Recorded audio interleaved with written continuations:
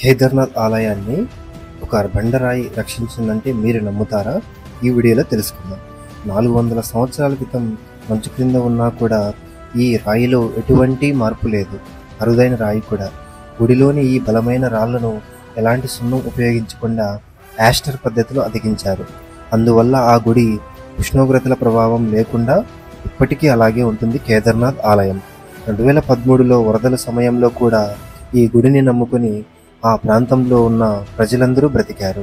నీటి ప్రవాహం మంచుకొండల్లోంచి కేదార్నాథ్ ఆలయం వైపు వస్తుంటే మంచుకొండల్లోంచి ఒక పెద్ద బండరాయి గుడి వెనకాల అడ్డుకట్టగా నిలబడింది.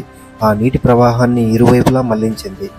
సో అప్పటి నుంచి ఈ ఆలయంకి ఆ వెనకలో ఉన్న రాయికి భీమశిల అనే పేరు పెట్టాడు. భీముడంత బలం ఉంటుంది కాబట్టి ఈ పెద్ద రాయిని భీమశిలగా పూజిస్తారు. అలాగే మీరు కేదార్నాథ్కి వెళ్తే తప్పకుండా ఈ రాయి చూడండి, గమనించండి. ఒకవేళ వెళ్ళినట్లయితే కామెంట్ చేయండి.